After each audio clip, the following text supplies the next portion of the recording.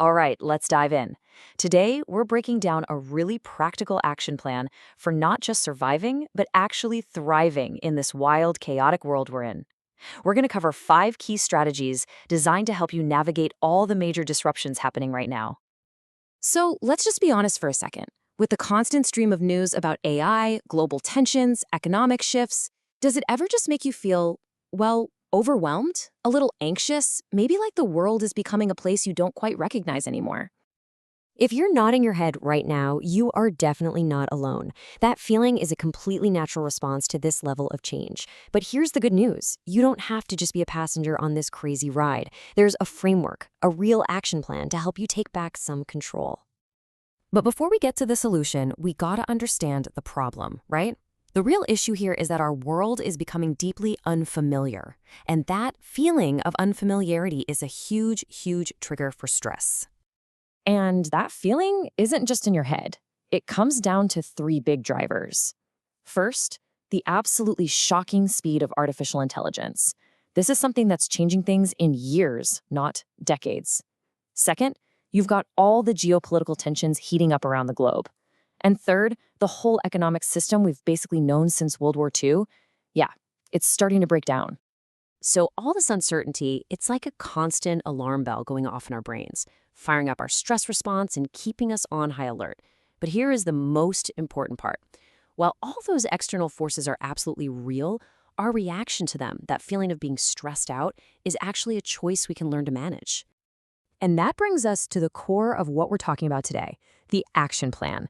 Think of it as a 5-part framework to build resilience and, honestly, to move from a place of anxiety to a place of empowerment.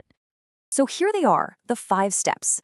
Prepare for what's coming. Reflect on your place in all of this. Live in the moment. Love and focus on human connection. And finally, engage with the world to actually help shape it. Let's break each one down. We're going to start with the first 2, which are all about grounding ourselves. It's about building a strong internal foundation through some practical preparation and some really deep intentional reflection. So, what does it really mean to prepare? Well, it means not hiding from reality. It means acknowledging that, yes, AI is going to affect jobs. But instead of fearing it, you ask, okay, how can I learn about this? How can I be a part of the change? It also means thinking practically. How might all these global shifts impact your finances? And what skills do you need to be focusing on for the future?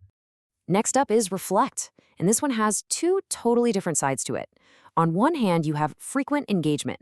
This is about spending maybe an hour a week really seeking out deep analysis on things you care about, listening to all sides, and tuning out the noise from influencers and headlines. Then there's the other side. Deep silence. Now, the ideal here is to find some serious time, as much as 40 days a year, to completely unplug. No news, no updates. That's where you can really hear yourself think and figure out your intentions. And that first part, the engagement part, relies on this key skill.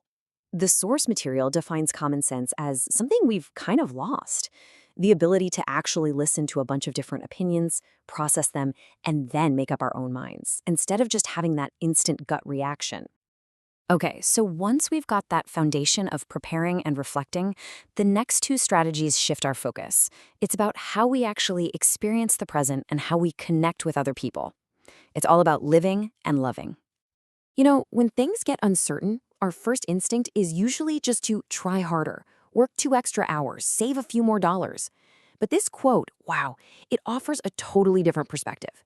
The world is changing so incredibly fast that this moment we're in right now, it's unique. It's never coming back. So you might as well soak it all in and actually live it.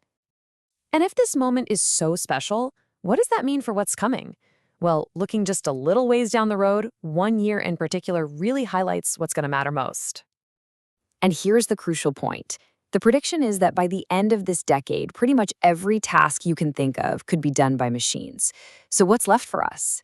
The one thing that remains, our most valuable, irreplaceable asset, is human connection. It's love. So why is love so critical? Well, it's described as the only truly non-rational emotion. It doesn't come from our logical, calculating brain. It connects us to a much deeper, almost spiritual part of ourselves, a part that is, as the source puts it, unaffected by all of the stupidity of the world.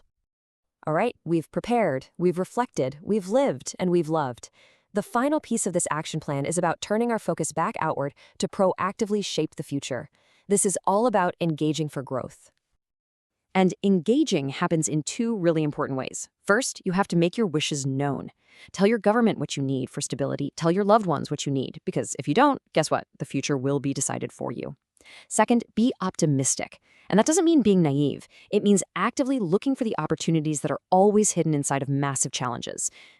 I love this reframe. Think about it. We grow the most during the tough times, not the easy ones. So what if this global disruption isn't just chaos for the sake of chaos? What if this is the very thing that's reshaping humanity, pushing us to evolve into something deeper, something more connected?